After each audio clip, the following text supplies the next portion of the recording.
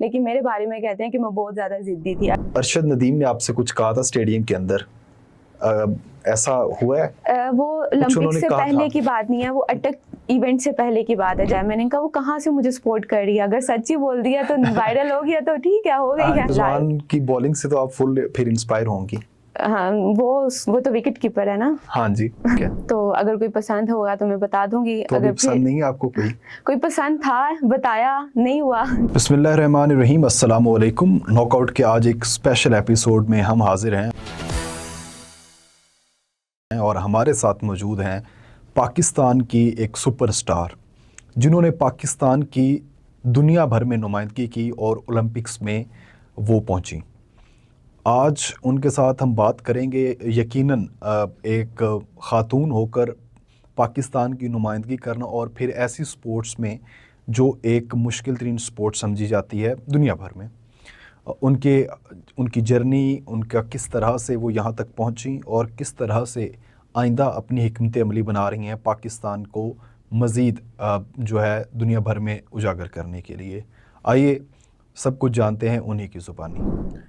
अस्सलाम वालेकुम फ़ाइका, कैसी हैं आप? वालेकुम अस्सलाम, अल्हम्दुलिल्लाह ठीक ठाक। फ़ाइका, सबसे पहले बहुत शुक्रिया, आपने अपनी मसरूफियात में से आज हमें टाइम दिया और आज एक स्पेशल, क्योंकि हम चाह रहे थे आपके साथ प्रोग्राम करना। बेसिकली हमारा प्रोग्राम का जो थीम है वो डिफरेंट है, लेकिन आपके साथ सिर्फ हमने स्पेशल पॉडकास्ट आज की है। जज़ाकल्लाह। फ़ाइका, बतौर हॉकी प्लेयर मैंने आपको देखा, फिर उसके बाद पाकिस्तान की फास्टेस्ट वुमेन आप बन गई, और ये जो सफ़र था इसका आगाज़ कैसे किया आपने? बेसिकली मैंने स्कूल से स्पोर्ट्स का आगाज़ किया था। वहाँ पे मेरी फ्रेंड्स जो है ना हॉकी खेलती थी, बट मैं नहीं खेलती थी उनके साथ। बस ग्रुप में मैं ही मेंबर थी जो नहीं खेलती थी, लेकिन उनके साथ साथ फिर मेरा शौक बढ़ गया। फिर मैंने कहा मैं भी ज्वाइन कर लेती हूँ, तो वहाँ से मैंने हॉकी का आगाज़ किया था। उसके बाद जब मैं कॉलेज में एडमिशन लिया तो वहाँ पे एथलेटिक्स की टीम बनती थी। एथलेटिक्स का पहले मुझे कुछ भी नहीं पता था कि ये होता क्या। तो वहाँ से फिर उनको लड़कियों की ज़रूरत थी। अनीस भाई हैं Lahore college for women university के कोच, तो उन्होंने मुझे फिर ट्रेनिंग शुरू करवाई कि तुम्हारी स्पीड अच्छी है तो तुम मतलब अच्छी से स्प्रिंटर बन सकती हो। तो पहले मेरे कोच वही थे, उन्होंने मुझे एथलेटिक्स शुरू करवाई। उसके बाद मैं हॉकी और एथलेटिक्स दोनों खेलती थी। एथलेटिक्स एज अ प्रोफेशनल और हॉकी एज अ शौक, क्योंकि मुझे हॉकी का शौक था, अपनी फ्रेंड से आया था। और वहाँ पे मतलब हॉकी की फील्ड में कैसा है कि हम एक गोल के पीछे भागते हैं, एक गोल के लिए, लेकिन एथलेटिक्स में यह बस भागना और भागना भागना कि जैसे पीछे कोई लगा हुआ है। तो इसलिए मुझे एथलेटिक्स थोड़ी बोरिंग लगती थी, हॉकी थोड़ी मजे, टीम इवेंट था, टीम के साथ इंजॉय करना। तो लेकिन बाद में काफ़ी लोगों ने कहा कि तुम्हें एक प्रोफेशनल गेम चूज़ करनी पड़ेगी। तो मैंने बहुत कुछ सोचा कि हॉकी जो है हमारी साउथ एशिया में भी नहीं जाती है, जब अरसा हो गया कोई पाकिस्तान कैंप भी नहीं लगा वुमेन्स का।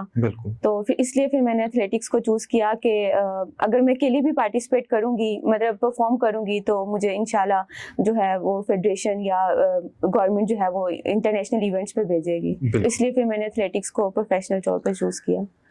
मैंने थोड़ी सी रिसर्च की और मुझे पता चला है कि जब आप हॉकी खेलती थी अपनी स्कूल लाइफ में, तो जो फर्स्ट अटेम्प्ट थी आपकी जो एथलेटिक्स में जाना था या स्पोर्ट्स में जाना था, तो आपने एक क्लास बंक करने के चक्कर में ये स्पोर्ट्स की तरफ आप आई थी, ऐसा ही है? जी, वो इंग्लिश की टीचर थी मैम फौजिया, मेरी क्वीन मैरी स्कूल में थी। तो वो टीचर बहुत ज़्यादा डांटती थी। एक होती है ना टीचर जिससे स्टूडेंट जो है डरते हैं या वो जानबूझ के मतलब तंग नहीं करती थी, उनकी वो पढ़ाने का तरीका ही ऐसे होता था। तो स्पोर्ट्स के बच्चों को बिल्कुल पसंद नहीं करती थी। तो मेरी फ्रेंड स्पोर्ट्स में थी तो उनके साथ मैं भी शामिल हो जाती थी, तो मेरे साथ भी वो ऐसे ही थी। तो फिर मैंने इसलिए हॉकी ज्वाइन कर ली कि मैं उनका लेक्चर जो है बंक कर सकूँ। बचपन कैसा था? शरारती था या फिर आप मतलब एक बहुत सुलझी हुई लड़की थी? कभी घर से कोई डांट पड़ी हो या मम्मा पापा से कभी?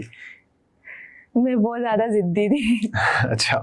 अभी भी हूँ। हाँ। शुरू से मतलब मुझे तो इतना बचपन इतना याद नहीं है। मामा और पापा वगैरह ऐसे आपस में बातें करते रहते हैं। मेरी बड़ी बहन जो थी वो थोड़ी सुलझी हुई थी, वो इतना बोलती नहीं थी, लेकिन मेरे बारे में कहते हैं कि मैं बहुत ज्यादा जिद्दी थी। अगर मैं जिद पे आ जाती ना, मैंने अगर चाचू को खाना देना ना तो मैंने कहना कि मुझे दें प्लेट, मैं ही लेकर जाऊंगी, बेशक वो पहुंच गई वापिस बुलाना और फिर मैंने प्लेट लेकर जानी है। लेकिन मामा कहती थी तुम बहुत जिद्दी थी और शुरू से ही फास्ट थी, सीढ़ियाँ चढ़ना ये वो, लेकिन कभी इस तरफ आया नहीं कि एथलेटिक्स होती क्या। तो फिर वो तो अनीस भाई मिले और उन्होंने बताया कि हाँ सब पेंटर बन सकती हो। फर्स्ट जो आपकी अचीवमेंट थी एथलेटिक्स के अंदर वो क्या थी आपकी? मेरी फर्स्ट अचीवमेंट थी, मैंने जूनियर खेली थी, सेकंड जूनियर थी शायद, यूथ एंड जूनियर थी। उसमें मेरा 1 गोल्ड था और 2 ब्रॉन्ज थे। और रिले के मुझे एग्जैक्ट याद नहीं है, वो मेरी पहली नेशनल थी।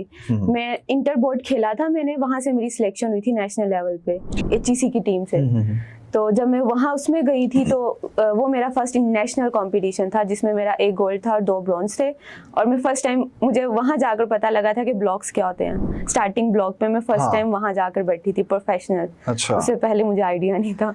ये तो पाकिस्तान की एक जो है कह लें कि जर्नी रही है कि कभी भी एथलेटिक्स को ग्रास रूट लेवल पे तो उस तरह से पहले ना तो कोचेज होते हैं, ना कोई समझाने वाला होता है, ना कुछ होता है। अक्सर ऐसा होता है कि इतने बड़े इवेंट्स में जाके प्लेयर्स को पता चल रहा होता है कि हमने ये करना है, हमने वो करना है वगैरह वगैरह।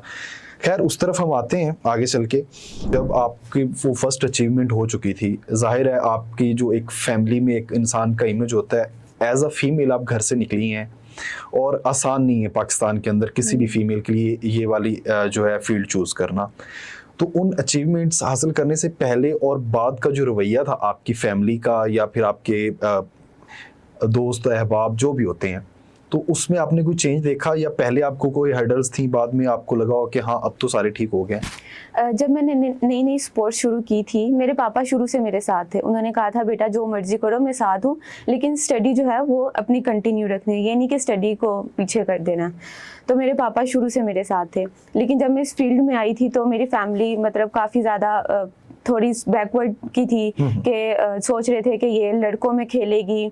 अब इसने किट, मतलब हमारे जो ट्रैक सूट होते हैं वो भी जारी बात है, ट्राउजर शर्ट्स हैं, अब ये इस तरह के कपड़े पहनेगी, बाहर निकलेगी लड़कों के साथ, और आउट ऑफ स्टेशन हमें बहुत ज़्यादा जाना पड़ता था तो जाएगी, काफ़ी ज़्यादा मतलब इस तरह की बातें थी। लेकिन मेरे पापा को मेरे पे यकीन था। उन्होंने कहा बेटा ये जो मर्जी बोलते हैं तुम अपना काम करती रहो, लेकिन यकीन रखना कि अल्लाह पाक ज़रूर अजर देगा। उन्होंने मुझे, मतलब मेरे पापा मामा ने दोनों ने बहुत ज़्यादा सपोर्ट किया।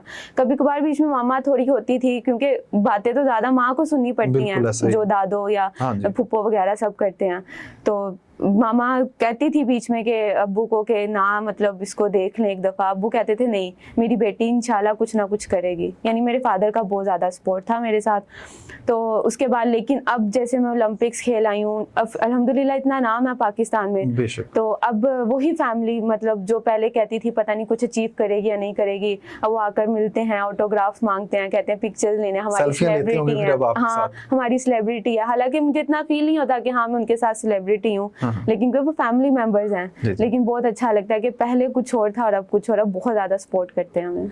यही बात है ना, पाकिस्तान है ना, यहाँ पे चढ़ते सूरज को सलाम है। एक्चुअली में हमारे पाकिस्तान में ही ये है कि इस फील्ड को इतना मतलब फोकस नहीं किया जाता। और यही में डॉक्टर कोई बन रहा होता तो उसको सपोर्ट किया जाता, लेकिन इस फील्ड का किसी को पता नहीं है कि ये फील्ड क्या है। कोई समझता नहीं है कि हम क्या ट्रेनिंग कर रहे हैं, किस तरह से कर रहे हैं, क्या हमें मेंटली स्टेबल है क्या नहीं है। तो इस फील्ड को कोई समझता नहीं है अभी। एक एथलीट की जिंदगी का ख्वाब होता है ओलंपिक्स में जाना, और वो सफर आपने मुकम्मल किया।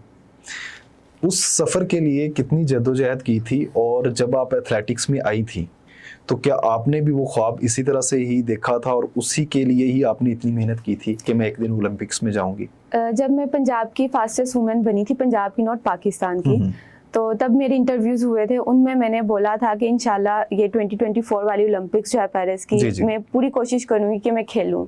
इसके लिए स्ट्रगल की, काफ़ी कुछ किया, लेकिन मैं 2 साल इंजर्ड रही 2022-23 तक। मतलब ये मेरी जर्नी ना इंजरी में गुजरी थी। मुझे हैमस्ट्रिंग की इंजरी हुई थी, स्ट्रेस फ्रैक्चर की इंजरी हुई थी, जिसमें 3-4 कॉम्पिटिशन थे, जिसमें साउथ एशिया नेपाल भी था, एशियन गेम्स चाइना भी थी। वो इवेंट्स में नहीं खेल सकी।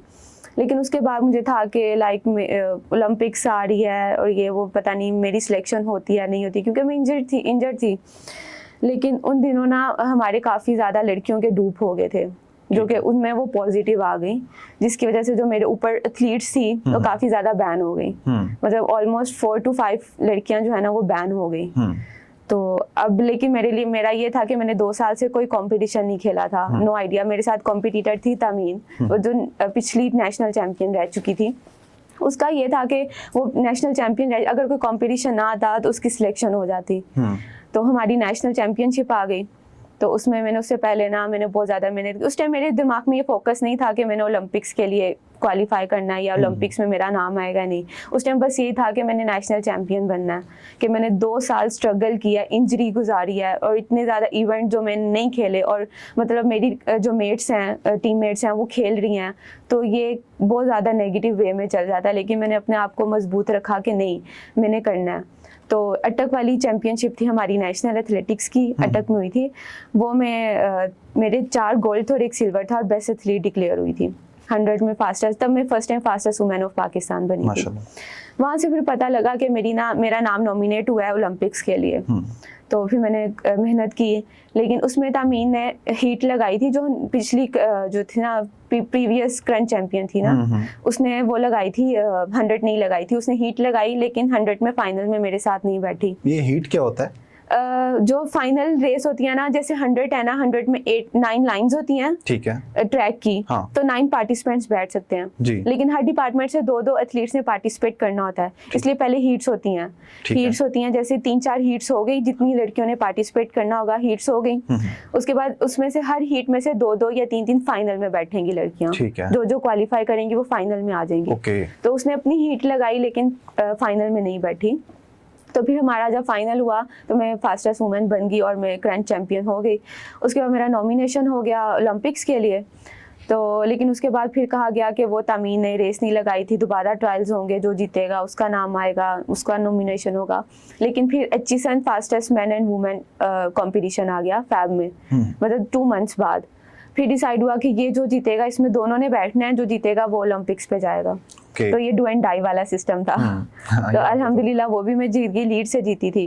तो उस टाइम अल्लाह पाक ने मुझे इज्जत देनी थी, मेरा जो हार्ड वर्क था, मैंने बातें सुनी, सब कुछ ऐसे ही। तो अल्लाह पाक ने मुझे ओलंपिक्स का टाइटल दिया, ओलंपियन बन गई माशाल्लाह। तो अब अल्लाह पाक का शुक्र है, जो एक एथलीट्स ख्वाब देखता वो मैंने पूरा कर लिया। अब जो मर्जी हो, मुझे फर्क नहीं पड़ता। एक वाकया हुआ था कि अरशद नदीम ने आपसे कुछ कहा था स्टेडियम के अंदर, वो अटक इवेंट से पहले की बात है, जब मैं करंट चैंपियन नहीं बनी थी, उससे पहले की बात है। मैं अकेली ट्रेनिंग कर रही थी, मेरे कोच हैं साहिवाल के सरफयाज, वो वापडा के कोच हैं बेसिकली। उन्होंने वहीं से मुझे ट्रेनिंग शुरू, जब मैं इंजर्ड थी ना, उन्होंने मुझे तब से ट्रेनिंग शुरू करवाई थी। इंजरी भी उन्होंने खत्म की, रिहैब किया, सब कुछ उनकी वजह से। तो मैं ट्रेनिंग कर रही थी, अकेली ट्रेनिंग करती थी ट्रैक पे। तो अरशद भाई अब ट्रेनिंग कर रहे थे, वो शुरू से मुझे जानते हैं। तो अरशद भाई ने वैसे ही बोला था कि फ़ाइका मेहनत करती रहो, बेशक अकेली, मैं भी इस वक्त से गुजरा हूँ और आज मैं अगर इस लेवल पे हूँ तो इस वक्त से गुजरा हूँ। ये वक्त आता है एथलीट के ऊपर, तो अल्लाह पाक तुम्हें बहुत देगा, लेकिन तुम चुप रहना और अपनी मेहनत कंटिन्यू रखना। जो आपने ओलंपिक्स में आपने वहाँ पर गए, तो वहाँ पे जब पहुँचे आप लोग, एक तो वो कैसा सिनेरियो था वहाँ पे, आप जब पहली रेस के लिए अपने ट्रैक के ऊपर खड़ी हुई थी, तो उस टाइम आप क्या फील कर रही थी, वो कैसा मोमेंट था आपके लिए? पहले तो जब मैंने ओलंपिक्स के जिस दिन ट्रैवल करना था ना, मैं बहुत ज़्यादा एक्साइटेड थी कि finally my dreams come to true, कि मतलब जो मैंने ख्वाब देखा था वो पूरा होने लगा। और मेरी ट्रैवलिंग अरशद नदीम के साथ ही थी, अरशद भाई के साथ ही थी। हमारी फ़्लाइट चेंज थी, लेकिन टाइम हमारा सेम था। हम अंदर इकट्ठे गए, वहाँ पहुँचे भी इकट्ठे। तो अरशद भाई और इतने लंबे हैं और मैं उनके मुकाबले बहुत छोटी थी। जब मेरे माँ बाप गए तो उनके भी फैमिली आई हुई थी, हम पिक्चर्स वगैरह ले रहे, तो वो बहुत ऊंचे लग रहे थे। मैं छोटी, मामा कहती है कितना भरा है, कितना छोटा। तो स्टार्टिंग की जर्नी बहुत अच्छी रही। फिर जब हम अंदर गए तो यकीन माने हमें अंदर जाने नहीं दिया उन्होंने। लाइन हम एथलीट से नेशनल लेवल के, तो हम दूसरी साइड से यानी VIP गेट से जा रहे थे ना। तो उन्होंने यानी हमने लाइन में नहीं खड़ा होना था, एयरपोर्ट के ऊपर। ये पाकिस्तान के एयरपोर्ट जी। तो आपको मतलब VIP लाइन में नहीं जाने नहीं दिया। तो फिर सर सलमान भट्ट थे, अरशद भाई थे, उन्होंने फिर अपना सारा करवाया इंट्रो, यानी उनको तब इंट्रो करवाना पड़ा अपना, और उसके बाद उन्होंने हमें अंदर जाने के। और वापसी पे देखें अल्लाह पाक ने अरशद नदीम वापसी पे फिर वही आपके गेट खोल के खड़े। मैं बाद में आई थी। आप बाद में आई थी? हाँ, क्योंकि क्लोजिंग सेरेमनी पे फ्लैग पकड़ना था किसी प्लेयर ने। अच्छा। तो अरशद भाई नहीं पकड़ना था, लेकिन ये था कि गवर्नमेंट ने जल्दी बुला लिया कि आप फौरन वापिस आए, क्योंकि यहाँ पे बहुत कुछ हुआ था पीछे से। तो हम लोग तो यहाँ पे जो है ना, हमें नींद आ रही थी ना कुछ, बस ये था अरशद किसी तरह से आ जाए, अरशद किसी तरह से आ जाए। तो फिर इसीलिए उन्होंने मेरी फ्लाइट आगे कर दी 2 दिन के क्लोजिंग सेरेमनी पे फ्लैग पकड़ने के लिए कोई एथलीट होना चाहिए। तो मैं क्लोजिंग पे साथ नहीं आई, गई साथ थी।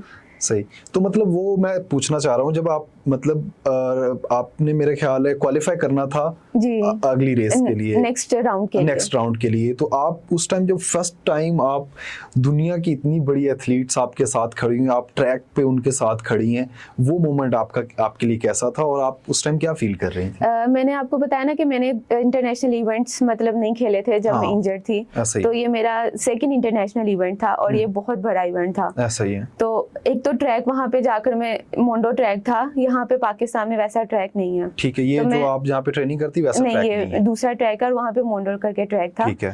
पहले तो मुझे वो हुआ कि लाइक ये ट्रैक क्या है, मुझे उसकी समझ ना आई, इवन हमें बताया भी नहीं गया था इस चीज का। तो वो थोड़ा हुआ, थोड़ी मैं नर्वस हुई।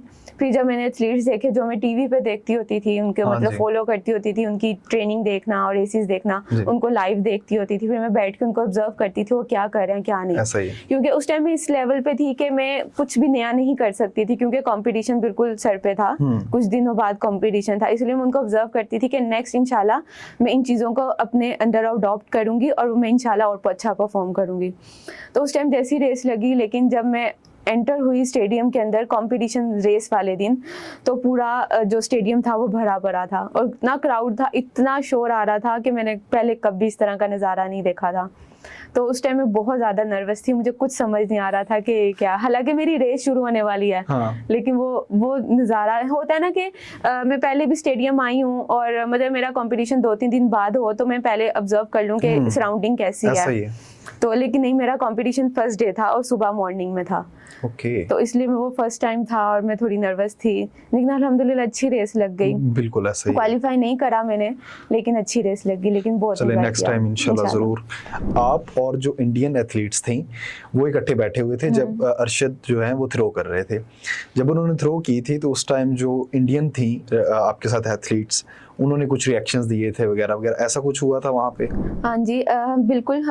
आगे एथलीट्स इंडियन बैठी हुई थी और पीछे हम थे। वो नीरज चोपड़ा को सपोर्ट करनी आई थी, ऑफकोर्स अरशद नदीम, और सबको पता था इन दोनों का ही कंपटीशन होना है पहले से ही। ऐसा ही है। लेकिन अरशद भाई पहली थ्रो आई थिंक दोनों की नहीं, नीरज चोपड़ा की लगी थी, अरशद नदीम की पहली थ्रो लगी नहीं। तो वो उनको था कि मतलब ये मतलब बैठ गया ये वो, लेकिन दूसरी थ्रो अरशद भाई ने सीधा ओलंपिक्स रिकॉर्ड कर दिया। और जब उन्होंने किया तो सामने एथलीट्स जो बैठी थी, इवन वो नहीं, पूरा स्टेडियम जो क्राउड था सब ने इतना शोर, मतलब शोर हुआ था प्रॉपर, इतना नॉइज के वहां पे म्यूजिक भी लगा था, उसकी आवाज भी नहीं आ रही थी। और इंडियन एथलीट्स हालांकि वो नीरज चोपड़ा को सपोर्ट करने आई थी, लेकिन वो भी इतनी खुश थी और कह रही थी, मतलब वो उनको भी अरशद भाई को भी बैकअप कर रही थी। लेकिन ये था कि एक दफा किसी की थ्रो, अगर यही नीरज चोपड़ा के पहले थ्रो निकल जाती, क्या पता अरशद भाई डाउन चले जाते। होता है ना कि प्रेशर ले जाना ये वो, लेकिन अल्लाह पाक ने बहुत इज्जत दी और उन्होंने आपने वो रिकॉर्ड जो है बड़े पास बैठकर देखा है। वो जब उन्होंने थ्रो किया वो 90 क्रॉस हुआ, 91, 92 से भी क्रॉस कर गए। तो उस टाइम जाहिर सी बात है हम लोग तो मतलब एक एक्सपेक्ट ही नहीं कर, कोई भी नहीं कर रहा था कि इतनी आगे जाएगी।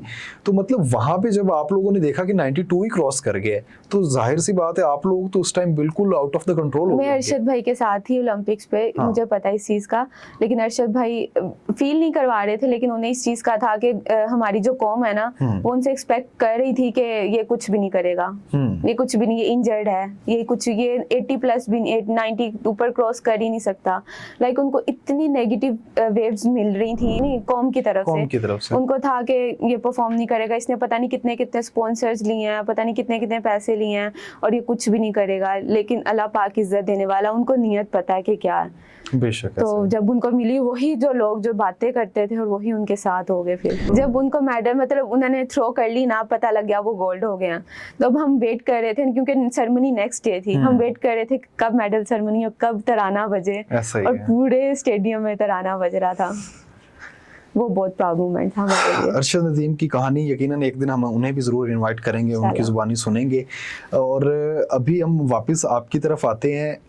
आप इतना तेज़ दौड़ती हैं और मैंने आपके बहुत सारे क्लिप्स भी देखे हैं। उसके बाद मुझे ये भी पता चला है कि आप फ्लैट फुटेड हैं जी। तो फ्लैट फुटेड होना और इतनी बड़ी अचीवमेंट्स हासिल करना, स्ट्रगल तो हुई होगी उसमें? स्टार्टिंग में जब मैं हॉकी खेलती थी ना, तब से मुझे पेन होती थी, लेकिन मैं अपने ना शूज में सोल रखती थी, ओके, फुट सोल ना, आर्च का, तो तब मतलब काफी ज्यादा पेन होती थी आर्च की, लेकिन आस्ता आस्ता मुझे उस चीज की आदत पड़ गई। लेकिन जैसे अब हम स्पाइक्स पहनते हैं ना, तो उसमें हम स्पाइक्स में सोल नहीं रख सकते क्योंकि वो बिल्कुल फ्लैट होते हैं, लेकिन शूज में मैं रखती हूँ, कोशिश करती हूँ। लेकिन ये है कि अब आदत हो गई है, लेकिन जब ज्यादा वर्क होता है, ज्यादा रनिंग वाला काम होता है, तो मेरी फिर से पेन होती है, लेकिन वो बर्दाश्त करनी पड़ती है। आपकी जो आप में ज़ाहिर है पाकिस्तान में आप किसी रनर से इंस्पायर हुई हैं। नसीम हमीद एक हमारी रनर थी, वो भी उनके भी काफ़ी मैंने जो है रिकॉर्ड्स वगैरह जो हैं थे। तो क्या आप किससे इंस्पायर थी पाकिस्तान में? हमारी वापडा की प्लेयर हैं, फेस्को की, नजमा परवीन जी, 2 ओलंपिक्स खेल चुकी हैं वो, उनसे मैं बहुत ज़्यादा इंस्पायर हूँ। ठीक है। इस लिहाज से कि वो गेम में तो अच्छी थी अल्हम्दुलिल्लाह, बहुत अच्छी थी। उनको मतलब जब तक वो खेलती नहीं, उनको कोई भी बीट नहीं किया किसी ने भी, ऐसा ही। लेकिन वो इखलाक वाइज, नेचर वाइज वो बहुत अच्छी हैं। ये ना हमारी मतलब हमें ऐसा लगता है, ये हमारा कॉन्सेप्ट बना हुआ है जो है ना मर्दों का, कि लड़की जो है ना वो इतना तेज़ कैसे भाग सकती है। तो नसीम हमीद ना एक दफ़ा हमारे गांव में आई थी, वो उनकी ना कोई शूटिंग थी ड्रामे के लिए या कुछ ऐसा था। तो मैंने उनसे कहा था कि आप पाकिस्तान की फास्टेस्ट वूमेन है, उस टाइम वो थी, उनके कोई रिकॉर्ड भी थे। तो मैंने कहा आप ना मेरे साथ दौड़ लगाएं, ठीक है, मैं देखता हूँ आप कैसे विन करती हैं। लिटरली मैं बताऊं, मैं उनके साथ दौड़ा और पहले 20 मीटर पे ही मैं बहुत पीछे रह चुका हुआ था। मतलब ये इतनी आप लोग जो हार्ड वर्क ट्रेनिंग करते हैं और जो आपका स्टार्ट होता है उसमें एक तो एकदम से आप लोग बूस्ट लेते हैं, तो जो ट्रेनिंग आपका होता है प्रोसेस, मैंने सुना है आप 6 दिन एक वीक में जो है ट्रेनिंग करती हैं, एक दिन सिर्फ आप रेस्ट करती हैं, तो संडे आपकी जो बॉडी है वो उसको मैनेज कर लेती है? हमारा एक दिन संडे कंप्लीट रेस्ट होता है, लेकिन जैसे अब ऑफ सीजन हो जाएगा, जब वर्क का ज्यादा लोड होगा, बीच में भी रेस्ट आता है, लेकिन वो एक्टिव रेस्ट होता है। लाइक हम बॉडी को बिल्कुल तौर पर, मेंटली तौर पर रिलैक्स नहीं करते कि सो जाओ, ये कर लो, वो कर लो। हम उसको एक्टिव रखते हैं, लेकिन मसल्स और मेंटली तौर पर अपने आप को रिलैक्स करते हैं। फाइका रियाज क्रिकेट को पसंद करती हैं? नहीं करती है? कोई पाकिस्तानी प्लेयर नहीं पसंद आपको, इसका मतलब है? नहीं, मुझे मोहम्मद रिजवान पसंद है। मोहम्मद रिजवान पसंद है, ठीक है। वो भी उसकी नेचर वाइज मतलब सुना वो अच्छा है, उसके अलावा नहीं सुना है आपने? मतलब वीडियोस देखी और ये सब कुछ देखती हैं। तो मोहम्मद रिजवान की बॉलिंग से तो आप फुल फिर इंस्पायर होंगी? हाँ, वो तो विकेट कीपर है ना। हाँ जी। तो हाँ, अच्छा, नहीं मतलब ज्यादातर मैच जो है हम वही देखते हैं, पाकिस्तान इंडिया का कोई होता है तो घर में लगा होता है इसलिए देख लेते हैं, नहीं तो मुझे प्रॉपर क्रिकेट पसंद नहीं है। मैं थोड़ा सा पर्सनल क्वेश्चन करना चाहूंगा आपसे। आप जाहिर है ये जो जिंदगी की रेस है ये तो चलती रहेगी, एक जिंदगी की इंसान की दूसरी रेस होती है जिसमें इंसान ने अपने आप को जो है एक तरह से कह लें तो एक हमसफ़र अपना चुनना होता है। तो क्या आपने अपना हमसफ़र चुन लिया है या अभी तक घर वालों पे छोड़ा हुआ है कि जैसे घर वाले कहेंगे वैसा ही होगा? मेरे पेरेंट्स ने मुझे परमिशन दी है कि अगर कोई पसंद है तो वो बता दो, ठीक है। तो अगर कोई पसंद होगा तो मैं बता दूंगी। तो अगर पसंद नहीं है आपको? कोई पसंद था, बताया, नहीं हुआ, क्या अच्छा। हुआ, मतलब ये बात यहाँ पे आ जाती है कि दोनों के फैमिली मेंबर्स माने, ठीक है। अगर मेरे घर वाले मान रहे हैं, उनके घर वाले नहीं मानेंगे, तो फिर जारी बात है रिश्ता नहीं होगा। क्योंकि मेरे मामा पापा कहते हैं कि जब तक घर वाले नहीं मानेंगे ना, तो हम अपना हाथ, मतलब बेटी का हाथ नहीं देंगे, ठीक है। तो अब उसके घर वाले नहीं मान रहे या जो भी रीजन है, मना नहीं पा रहा हो, तो नहीं, कुछ और भी रीजंस हो सकती हैं, पर्सनल रीजंस या जो भी ऐसे है, तो नहीं हो सकता। लेकिन अभी तक यही है कि अनमैरिड हूँ और पेरेंट्स वगैरह देख लेंगे जो भी उन्होंने करना होगा, जो मेरे लिए सुटेबल हो। ठीक, यह के परमिशन है, लेकिन कोई होगा तो जरूर। आप किसी स्पोर्ट्समैन से ही प्रेफर करेंगी शादी करना, या आपको लगता है कि एथलीट नहीं होना चाहिए लड़का? मेरे ख्याल से एथलीट नहीं होना चाहिए। नहीं होना चाहिए? नहीं होना चाहिए। तो फिर कैसे आपका मैच बनेगा? असल में दोनों की फील्ड अलग अलग होंगी तो ज्यादा सुटेबल है मेरे ख्याल से। तो ऐसा भी तो हो सकता है आप दोनों गोल्ड मेडल एक दिन लेके आ रहे हो। ये तो आगे फ्यूचर पता है क्या होता है। चलें देखेंगे इंशाल्लाह। एक दफा जुनेद साहब हैं मेरा ख्याल है, उनके साथ आप कुछ खड़े होके बातचीत कर रही थी और वहां से एक वीडियो लीक हो गई थी जी। तो उस वीडियो, हालांकि आपके मुताबिक आपका कोई ऐसा नहीं था, इंटेंशंस नहीं थी, लेकिन उस वीडियो की वजह से आपको बहुत झेलना पड़ा और फेडरेशन ने फिर आपके साथ जो है बहुत ऊपर नीचे भी जो है मामलात आपके हुए। तो वो एक्चुअल में क्या हुआ था उसमें? वो एक्चुअली ये था कि सर जुनैद जो है वो ग्राउंड आए हुए थे, अरशद भाई का ही कोई मतलब शूट हो रहा था वहाँ पे, तो उस सिलसिले में आए हुए थे। तो उनको पता लगा कि दूसरी ओलंपिक्स की सिलेक्शन मेरी है ना, तो उन्होंने वैसे बातचीत की। तो उन्होंने पूछा बेटा कोई मसले वगैरह हैं, मैं उनसे कैजुअली बात कर रही हूँ, तो मुझे नहीं पता था यहाँ से या यहाँ से कोई वीडियो बना रहा था। अच्छा। वो जस्ट वैसे रिकॉर्ड कर रहे होंगे या क्या, मैंने नोट नहीं किया। तो मैं उनसे वैसे डिस्कस कर रही थी कि सर इस तरह मेरे पास ना मेरे कोच हैं, लेकिन वो साहिवाल रहते हैं, तो इन्होंने अभी तक कैंप नहीं लगाया, वो नहीं आए हैं, तो फेडरेशन भी कुछ नहीं कर रही है, पीएसबी भी कुछ नहीं कर रही है, अभी तक कैंप नहीं लगाया, पीओए मुझे सपोर्ट कर रही है, वो कह रही है कि ये जब तक कैंप नहीं लगा सकते, मतलब कैंप जो है वो फेडरेशन या पीएसबी लगाती है, पीओए का काम नहीं है कैंप लगाना, उनका काम है कि हमें जो है फंड्स प्रोवाइड कर दें। तो वो कह रही थी कि वो कैंप लगा सकते हैं, तो सर आप कुछ कर सकते हैं ये वो, मैं उनसे इस तरह डिस्कस कर रही थी। वो वीडियो जब आ गई, मतलब नेट पे आ गई, सोशल मीडिया पे आ गई और वायरल हो गई, तो मुझे ये कहा गया कि तुमने ऐसा क्यों बोला, तुमने क्यों बात की फेडरेशन के खिलाफ, वो तुम्हें सपोर्ट कर तो रही है। मैंने कहा वो कहाँ से मुझे सपोर्ट कर रही है, अगर सच्ची बोल दिया तो वायरल हो गया तो ठीक है, हो गई है। तो उसके बाद बिल्कुल भी फिर ये है कि मुझे कोच मिल गया था, मतलब सिमी आपी जो है वो मेरे साथ अटैच कर दी थी एक फीमेल, और कहा था कि फीमेल को फीमेल ही ट्रेनिंग करवाएगी, मेल नहीं करवा सकता। ठीक है। तो कैंप भी मेरा लग गया था, लेकिन ये था कि फेडरेशन ने फुल कोशिश की थी कि मैं ओलंपिक्स में ना जा सकूं। फाइका, अभी आगे कुछ आपके जो हैं गेम्स वगैरह आ रही हैं, कोई कॉम्पिटिशंस आ रहे हैं या नहीं आ रहे हैं अभी? हमारे कंपटीशन था 1 to 9 मई कराची में, नेशनल गेम्स, पाकिस्तान का सबसे बड़ा इवेंट होता है। लेकिन due to some reasons don't know, Karachi मतलब सिंध फेडरेशन ने, सिंध ओलंपिक एसोसिएशन ने जो है ना उसको पोस्टपोन कर दिया। अब मे भी वो अगस्त या दिसंबर ये अनाउंस किया। तो बिल्कुल 10 दिन रह गए थे, हम लोग कैंप में थे इस्लामाबाद, और हमारे ट्रायल्स थे, उसके बाद हमने मूव कर जाना था कराची के लिए। तो कुछ काफी एथलीट्स जो थे वो कराची पहुंच चुके थे। अच्छा। लेकिन उन्होंने लास्ट मोमेंट पे जो है इवेंट ही पोस्टपोन कर दिया। तो ये पाकिस्तान का सबसे बड़ा इवेंट है और 10 दिन पहले पोस्टपोन किया जा रहा है। एक तो पहले आप लोगों के, मुझे नहीं लगता उस तरह के आप लोगों को हकूक मिलते हैं एथलेटिक्स को, तो ये सब कुछ जब हो रहा होता है तो इसके बावजूद आप लोग इतनी बड़ी जगह पे पहुंच जाते हैं ओलंपिक्स में। आप लोगों को अगर मुकम्मल सपोर्ट दी जाए, जैसे क्रिकेट को दिया जाता है, फॉलो किया जाता है पैशन के साथ, तो क्या ये आपके लिए बहुत ज़्यादा जो है आपको मोटिवेट नहीं करेगा? इस तरह से तो आप मेरे ख्याल में डीमोटिवेट हो जाते होंगे कि हर दूसरे इवेंट में आप लोगों के साथ ऐसे हो जाता है। अगर कोई इवेंट आता है, कोचेस नहीं आप लोगों को दिए जाते हैं, तो इसमें आप लोगों के लिए काफ़ी डीमोटिवेशन नहीं हो जाती? बहुत ज़्यादा। बहुत से एथलीट जो है ना डिसहार्ड हुए, उन्होंने मेहनत की हुई थी, इतना मतलब सीजन लगाना पूरा, और कंपटीशन जोन में आकर कंपटीशन ना मिलना, तो ये बहुत ज़्यादा एक प्लेयर के लिए डीमोटिवेट है। तो उसके अलावा बहुत से एथलीट जो हैं, मतलब उनके पास पैसे नहीं थे वापसी के टिकट्स के लिए, क्योंकि एथलीट जो हैं मतलब ज़्यादातर स्पोर्ट्स जो पर्सन्स होते हैं वो छोटे घर से होते हैं, इतने एलीट क्लास नहीं होते हैं बहुत ज़्यादा। तो ये बहुत ज़्यादा डिसहार्ड हुआ था हमें भी बहुत ज़्यादा, क्योंकि हमने इतनी मेहनत किया है कंपटीशन के लिए, और हमारा सैफ एथलेटिक्स चैम्पियनशिप थी इंडिया के लिए, वो भी थी 5 to 5, 6, 7, 8 ये मई में। तो उन्होंने, इंडिया वालों ने हमारी नेशनल गेम्स की वजह से ये इवेंट भी पोस्टपोन कर दिया कि नेशनल गेम्स के बाद करवा लेंगे, क्योंकि पाकिस्तान का दस्ता जाना था, और वो इवेंट भी पोस्टपोन हो गया और नेशनल गेम्स भी नहीं हुई। अब 5 महीने मतलब कोई इवेंट नहीं आएगा, और एक प्लेयर ने इतनी मेहनत की पीछे से, सब कुछ छोड़ दिया। हमारे जो भी इवेंट्स आते थे, घर के फंक्शन वगैरह, हमने सब छोड़े हुए थे कि कैंप्स में जाना, ये सब कुछ। तो वो सब कुछ मेहनत फिर किस फायदे में आई? कुछ भी नहीं। यकीनन ये तो बड़ी मुश्किलात हैं। तो गवर्नमेंट ऑफ पाकिस्तान आप लोगों के साथ डायरेक्टली कम्युनिकेट नहीं करती है, या कोई उनका वफ्द आपके साथ आता है? गवर्नमेंट ऑफ पाकिस्तान का इससे कोई लिंक नहीं है, मतलब एक जैसे अगले जो नेशनल गेम्स है ना वो लाहौर में होनी है, ठीक है, इस दफा कराची में थी, एट लास्ट मोमेंट कोई ना कोई रीजन होगी जिसकी वजह से उन्होंने पोस्टपोन कर दी। लेकिन मरियम नवाज साहिबा ने बोला कि हम इसी डेट्स पे लाहौर में करवा देते हैं, हमारे पास सारी फैसिलिटीज मौजूद हैं या सब कुछ है।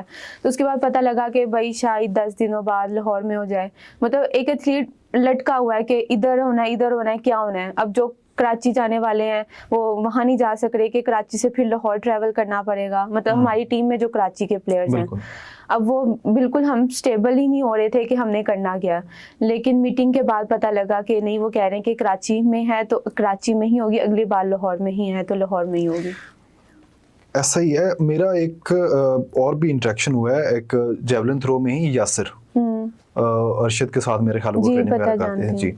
उनको ना शहबाज शरीफ साहब ने जो है जो उन्होंने गोल्ड मेडल मेरा ख्याल है किसी चैंपियनशिप में लिया था, एशियन थ्रोइंग समथिंग ऐसा था, और उसमें उनको 50 लाख रुपए का इन्होंने जो है कहा था। लेकिन मेरी रिसेंटली उनके साथ मुलाकात हुई तो अभी तक उनको वो पैसे जो हैं दिए नहीं गए थे। तो ये एक तरह से बहुत बड़ी ज्यादती भी होती है किसी भी प्लेयर के साथ कि आप इतनी बड़ी पोस्ट पर होने के बाद आप कह देते हैं फिर उसके बाद देते नहीं हैं। तो क्या कभी ऐसा आप लोगों को फीलिंग हुआ है, या मतलब आप पर्सनली तौर पे मरीम नवाज साहिबा हैं, वो एक खातून है, तो डेफिनेटली उनको सबसे पहले तो जो लेडीज़ एथलीट्स हैं उनको कुछ ना कुछ उनके लिए करना चाहिए था, तो क्या उन्होंने कुछ किया या फिर आप उनसे कुछ कहना चाहेंगी? मरीम नवाज साहिबा ने ना काफ़ी ज़्यादा इवेंट्स वुमेन के करवाए हैं पंजाब में, पिंक गेम्स भी करवाई थी और अभी रिसेंटली एक ये खेलता पंजाब करवाया। हाँ जी। लेकिन उनमें काफ़ी ज़्यादा कैश प्राइज भी मिले हैं, उन्होंने स्कूटी के भी अनाउंस किया कि वो मिलेगी सब कुछ, लेकिन उससे हमारा कोई फ़ायदा नहीं है। ऐसा ही है, वो हम खेल नहीं सकते थे इवेंट्स, ना पिंक गेम्स खेले ना वो, मतलब इतना कैश प्राइज भी रखा और सब कुछ, लेकिन वो हम नेशनल एथलीट जो हैं वो काफ़ी ज़्यादा जो है पंजाब के ही वो खेल नहीं सकते थे। तो मतलब एक जस्ट आपने लोगों को दिखाने के लिए कि हम ये इवेंट कर रहे हैं वो इवेंट कर रहे हैं, उससे अगर एक उस बंदे को फ़ायदा नहीं मिल रहा है जो उसका हकदार है, तो फिर इतने अखराजात करने का क्या फ़ायदा है उन इवेंट्स के ऊपर? आप लोग क्या समझते हैं कि मतलब उनको किस तरह से जो है ना लाइन अप करनी चाहिए चीज़ें जिससे आपको डायरेक्टली फ़ायदा हो सके? जैसे वो इवेंट करवा रही हैं, ये अच्छी चीज़ है और काफ़ी ज़्यादा कैश प्राइज मिल रहा है सब कुछ, मतलब वो एक अच्छे तरीके से करवा रही हैं। लेकिन ये है कि ये भी अच्छा तरीका है कि हमसे जो छोटे बच्चे हैं उनको इस चीज़ का फ़ायदा हो, उनको अचीवमेंट मतलब उनको पैसे मिलें, वो ऊपर आएँ। लेकिन जो हम एथलीट्स हैं हमारा भी तो कहीं ना कहीं फ़ायदा होना चाहिए, मतलब हम इस तरह के इवेंट्स नहीं खेल सकते, हम सिर्फ नेशनल इवेंट्स खेल सकते हैं। लेकिन इस इवेंट से मतलब कैश प्राइज मिल रहा है, हमें नेशनल पे इतना कैश प्राइज नहीं मिलता, सिर्फ गोल्ड का 5000 ओनली, और इसने सिर्फ 5000 हमारी नेशनल पे, यकीन माने। और लेकिन मरियम नवाज ने इतना मतलब लाख दिया और 50,000 दिया, लेकिन हमारी दफ़ा इस तरह के इवेंट्स नहीं होते थे, ठीक है। और मतलब उसके बाद ओलंपिक्स में जब मैं गई थी, उसके बाद वापस आई थी, तब भी मैंने रिक्वेस्ट की थी मरियम नवाज साहिबा से कि मैं बीइंग अ फीमेल हूँ, वो भी एक फीमेल है, वो समझ सकती हैं, उनको एटलीस्ट हम कितनी 3 एथलीट्स थी, एक तो वैसी बाहर रहती है और एक मैं हूँ, एक अशमाल है, ठीक है। हमें एटलीस्ट, मैं पंजाब की तो मैं ही हूँ ना, मुझे अपने पास बुलाएं, मुझसे पूछें मुझे क्या रिक्वायरमेंट्स हैं, किस चीज़ की नीड है, क्या है, लेकिन उन्होंने एक दफ़ा भी नहीं बुलाया मुझे। नहीं, इस पे मैं पर्सनली तौर पर भी मरीम नवाज साहिबा अगर इस प्रोग्राम को देखती हैं तो मेरी उनसे रिक्वेस्ट है कि हमारे जो पाकिस्तान के एथलीट्स हैं स्पेशली, इनके साथ इस टाइम बहुत ज़्यादा हमें ज़रूरत है। हमने बिना तवज्जो दिए पाकिस्तान का नाम अरशद नदीम ने पूरी दुनिया में रोशन किया है। अगर हम थोड़ी सी इनको तवज्जो देते हैं और इनकी बात सुनते हैं, इनको अपने पास बुलाते हैं, तो यकीनन पाकिस्तान का नाम अगले आने वाले ओलंपिक्स में ऐसा एक नहीं, ऐसे 4 गोल्ड मेडल आ सकते हैं। तो यकीनन हम सिर्फ क्रिकेट को ही देखते रहते हैं, क्रिकेटर्स को ही अपने पास बुलाते रहते हैं, तो एक दफ़ा इनकी भी बात सुनी जाए और इन्हें भी अपने पास बुलाया जाए। फाइका, इसी के साथ हम जो है अपना क्लोजिंग की तरफ चलते हैं। बहुत सारी चीज़ें जो हैं आज हमने कवर की हैं। मैं बस ये जानना चाहूँगा कि लेस्को में आप इस टाइम कर रही हैं, तो आप लेस्को की जानिब से आपको क्या मतलब कोई ऐसी स्पेशल चीज़ है जो आपको दी जाती है जो मतलब आप समझती हो कि हाँ ये हमारे लिए बहुत है, कुछ ऐसा आपको दिया जाता है उनकी जानिब से? लेस्को की तरफ से सारे अलाउंसेस हमें मिलते हैं, ठीक है। घर की बिजली फ्री है हमारी। वाह, ये तो सबसे बड़ी अच्छी बात है ना। और ये है कि लेस्को डिपार्टमेंट बहुत अच्छा है, ठीक है। हमारे एथलीट्स को मतलब सपोर्ट करे, हमारे जो मैनेजमेंट है, हमारी जो स्पोर्ट्स ऑफिसर हैं, हमारे जो उसके नीचे मतलब हमारा जो काम वगैरह करवाते हैं, वो काफ़ी ज़्यादा सपोर्टिव हैं। मतलब ये नहीं कि हमें कोई मसला वगैरह हो। मेरे ख्याल में ये वाहिद डिपार्टमेंट है, वापडा में यही आता है ना कि मैंने अक्सर जितनी भी एथलेटिक्स से बात की है या बाकी जितनी भी स्पोर्ट्स है ना क्रिकेट से हट के, इनमें सबसे ज्यादा ये वापडा ही मुझे इन नजर आया है। ऐसा ही है ना। एक्चुअल में ना वुमेन्स के कॉन्ट्रैक्ट नहीं होते हैं, मतलब वुमेन्स की जॉब नहीं है किसी और डिपार्टमेंट में। आर्मी में अगर हम जाएंगे हमारा कॉन्ट्रैक्ट बेसिस पे होगा, लेकिन अगर जैसे बीच में मैं इंजर्ड हो जाऊंगी तो हमारा वो कॉन्ट्रैक्ट मतलब हमारी सैलरी रोक लेंगे। लेकिन वापडा में ये है कि अगर मैं इंजर्ड हूँ, हमारा थ्रू गवर्नमेंट सारा प्रोसीजर चल रहा है, जैसे गवर्नमेंट एम्प्लॉय होता है उसी तरह से प्रोसीजर चल रहा है हमारा सारा।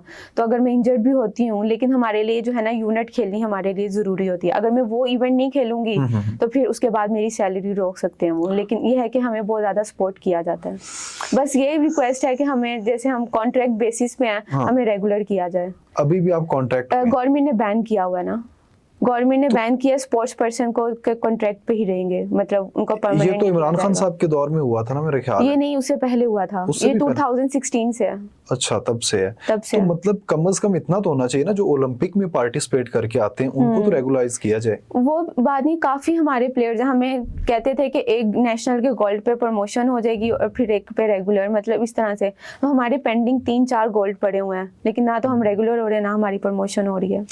चलें, ये हुकाम बाला से हमारी रिक्वेस्ट है कि जितनी भी चीज़ें हैं यकीनन हर डिपार्टमेंट को जो है अपने फ़राइज़ सरअंजाम देने चाहिए। और ऐसा नहीं है, पाकिस्तान में किसी चीज़ की कमी नहीं है, सिर्फ सोर्सेज़ को सही जगह पे इस्तेमाल करना है। क्योंकि हमारे जो सोर्सेज हैं और जो ऐसी चीज़ें हैं, ऐसे ऐसे लोग उनसे फ़ायदा हासिल कर रहे हैं जो पाकिस्तान का कोई उसमें फ़ायदा नहीं है। बेहतर तरीके के साथ उन लोगों को सपोर्ट किया जाए जो पाकिस्तान को लेके चल रहे हैं और पाकिस्तान का नाम रोशन कर रहे हैं। आज उन्होंने ये जो ग्रीन कोट पहना हुआ है, यकीनन फाइका, सॉरी मैं इसके बारे में पूछना भूल गया, ये जब आप पहनती हैं और ये जब उतारती हैं तो इसके दरमियान में एक वाइब होती है इंसान की। तो जब ये आपने पहना होता है तो डेफिनेटली ये इसके ऊपर ओलंपिक्स का आपका ये बैच भी लगा हुआ है, तो इसकी तो एक आपको वाइब तो आती होगी। बहुत ज़्यादा एक फख्र महसूस होता है कि लाइक इसको अचीव करने के लिए हमने बहुत मेहनत की है। ऐसा ही है। चलें, हमारी दुआएं आपके साथ हैं फाइका, आपके नाम के साथ ओलंपियन लगा हुआ है और उम्मीद करते हैं साथ एक गोल्ड भी लगेगा इंशाल्लाह। और आप जब गोल्ड लेकर आएंगी तो सबसे पहले आप मेरे साथ बैठ के इंटरव्यू करेंगे, ये आप मुझे प्रॉमिस देंगी, तो फिर मैं आपको जाने दूंगा आज। इंशाल्लाह ज़रूर। हमारी दुआएं आपके साथ हैं और इंशाल्लाह हमें उम्मीद भी है आपसे, और उम्मीद करते हैं कि आप जल्द पाकिस्तान का नाम जो है वो रोशन करेंगी। इसी के साथ फाइका, थैंक यू सो मच, आपने आज टाइम दिया। आखिर में मैं सिर्फ इतना आपसे जानना चाहूँगा कि पाकिस्तान की वो ख़वातीन जो इस फील्ड में आना चाहती हैं लेकिन बहुत सारी रिस्ट्रिक्शंस की वजह से वो आ नहीं पा रही हैं, क्या मैसेज देना चाहेंगी कि किस तरह से उनको आप मोटिवेट करना चाहेंगी? मैं उनको यही कहूँगी कि अगर वो कुछ अचीव करना चाहती हैं तो उनको घर से बाहर निकलना पड़ेगा, घर में बैठ के कुछ भी नहीं हो सकता। फर्स्ट ऑफ ऑल अपने पेरेंट्स का ट्रस्ट हासिल करें कि अगर वो ट्रस्ट कर रहे हैं तो आप लोग उनका ट्रस्ट ना तोड़ें, सबसे पहली चीज़, क्योंकि अगर ट्रस्ट टूटता है तो सब कुछ खत्म हो जाता है। ऐसा ही। तो पहले उनका ट्रस्ट हासिल करें कि हाँ, उसके बाद उनको समझाएं, अगर पेरेंट्स इजाज़त नहीं देते कि इस तरह से हम काम करेंगे, इस तरह करेंगे, आपके मतलब सब कुछ उनके अंडर रहकर करेंगे। बिल्कुल। तो पाकिस्तान में टैलेंट की कमी नहीं है, ये तो जेन्युइन बात है, इस फील्ड में नहीं, हर फील्ड में ऐसा ही है। तो अगर वो कुछ अचीव करना चाहते हैं तो उनको घर से बाहर निकलना पड़ेगा, पेरेंट्स की सपोर्ट लेनी पड़ेगी, उसके बगैर हम कुछ भी नहीं कर सकते। Thank you so much Faika. आज की इस एपिसोड में फाइका रियाज के साथ बहुत सारी ऐसी चीज़ें हैं जिनके ऊपर हमने गुफ्तगू की, कुछ हंसी मिजाज से भरपूर गुफ्तगू रही और कुछ ऐसे मसाइल भी हमने आज उजागर किए जो एथलीट्स को फेस करना पड़ रहे हैं। और जो हुकाम बाला हैं और जो इन स्पोर्ट्स के साथ मुंसलिक लोग हैं, उनसे हमने रिक्वेस्ट भी की है और उम्मीद करता हूं कि ये सब कुछ देखने के बाद वो इन एथलीट्स के साथ जो है, एक तो कांटेक्ट करें और दूसरा कांटेक्ट में रहें। इनको ज़रूरत है आप लोगों की रहनुमाई की और आप लोगों की सपोर्ट की। इतनी मेहनत के बावजूद उनको उनके हकूक़ नहीं मिल पा रहे हैं और ये पाकिस्तान का अलमिया रहा है। तो मेरी गुजारिश है और यकीनन आप देखने वाले नाजरीन से भी गुजारिश है कि ऐसे चेहरों को जो है हमने मज़ीद आगे तक लेकर जाना है, इसमें आपकी सपोर्ट भी दरकार रहेगी। हो सके तो अपने अपने कमेंट्स, अपनी राय आज के इस स्पेशल प्रोग्राम के बारे में ज़रूर दीजिएगा। और इसी के साथ अपने मेज़बान मोहम्मद अरशद और आज की हमारी मेहमान फाइका रियाज को दीजिए इजाज़त। अल्लाह हाफिज़।